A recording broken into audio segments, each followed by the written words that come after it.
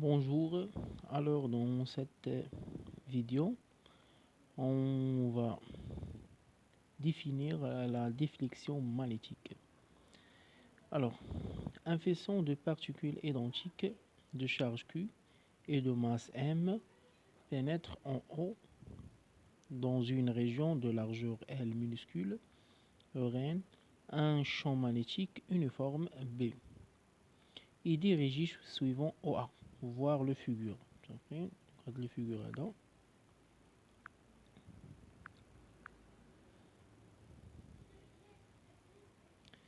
Alors, dans le champ magnétique, les particules décrivent une arc du cercle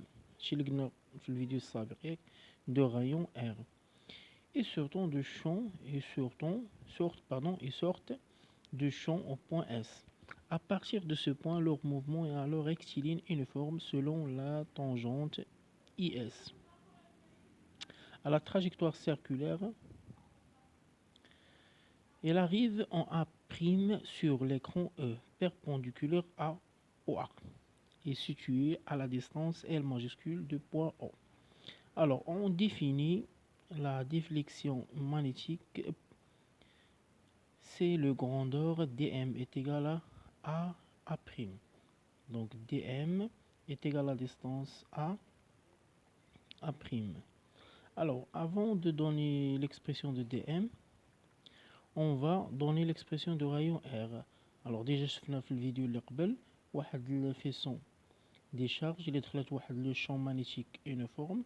الوغ هذيك لو فيسون كيكون عندها واحد تراجيكتوار سيركولير، لو رايون ديالو est égal à quoi الى عقلنا. دونك لو رايون ديالها سيدي هو 1 fois V divisé par Q. دونك هو M V divisé par la valeur absolue du Q fois B. Très bien. Alors, question 2. Déterminer l'expression de alpha, l'angle de déviation, l'angle de alpha, en fonction de L minuscule et B et M et V. Alors, pour déterminer la valeur de alpha, on va utiliser ce triangle rectangulaire ici. Donc, on va utiliser ce triangle. Alors, alpha, donc HS représente l'opposé de alpha. Alors, on va utiliser sinus. Alors, sinus alpha est égal, alors sinus toujours est égal à l'opposé divisé par l'hypoténuse.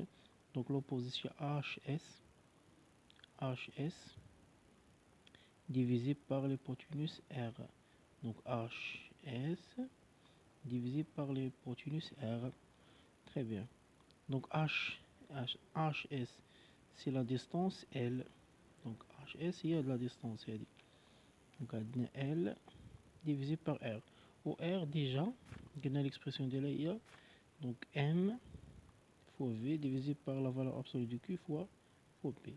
Alors ça nous donne que L, la valeur absolue du Q fois B divisé par MV.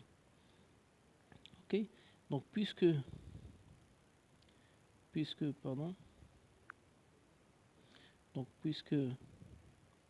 alpha est très petite, donc il a quand alpha serait sinus de alpha est égal à alpha avec alpha en radio. Ok. Donc ça nous donne que alpha est égal à quoi? L, la valeur absolue du Q fois B divisé par 1 fois V. Très bien. Donc toujours à l'angle alpha que tu considères plus petit. Alors question C, déterminer l'expression de dm. Donc هذا détermination de dm en fonction de L minuscule BMV. Sachant que alpha est très petite et L L majuscule plus grande à L. Ok. Alors pour déterminer dm, on va utiliser ce triangle là. Donc ce triangle.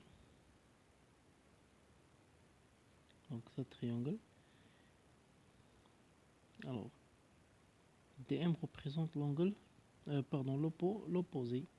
Alors, si on utilise sinus, on a besoin de connaître la valeur de IA', c'est l'hypoténuse. Alors, c'est impossible à déterminer cette distance.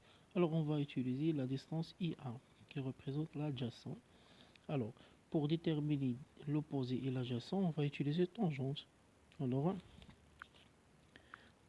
Alors, tangente de alpha est égale à l'opposé, c'est dm divisé par IA. Ok? IA. Alors, ça implique que dm est égal à IA fois tangente alpha. Ok? On a la distance IA est égale, donc IA est égal à L moins OI. اوكي، عندنا لا ديستونس او اي تقريبا هي ال. علاش؟ لان ال اصلا كتكون كي دايره صغيره، دونك ال كتكون صغيره بزاف. متفقين؟ دونك الا كانت ال صغيره كتولي عندنا اي اشنا هي ال موان ال. اوكي، اي بويسكو ال سيبيريور بلو غروند ا ال، اش كتبقى عندنا هنا اي اي تيكال تقريبا ا ال. متفقين؟ دونك الا كانت ال كبيره بزاف على ال، الوغ ال موان ال ايتيكالا ال. بحال قلتي دابا مثلا 10,000 ناقص واحد، تقريبا هي 10,000. تقريبا تقول لي 9,999، دونك تقريبا هي 10,000. اوكي، الوغ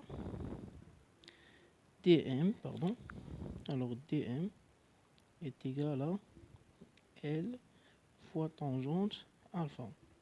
Ok, et puisque alpha est très petite, pardon, alors tangente alpha تقريبا هي alpha.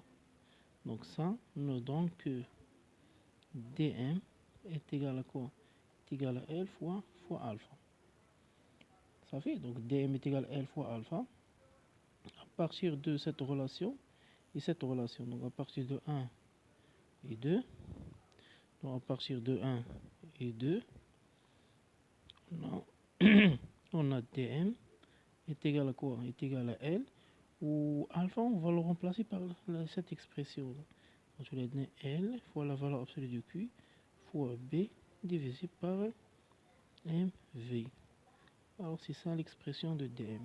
Alors quand vous remarquez, dm est proportionnel à B et inversement proportionnel à M. Donc proportionnel à P, c'est-à-dire la valeur de P augmente, la valeur de dm augmente, et vice versa. Et dm et m proportionnel inversement proportionnel, c'est-à-dire m augmente, dm diminue. Ok, merci.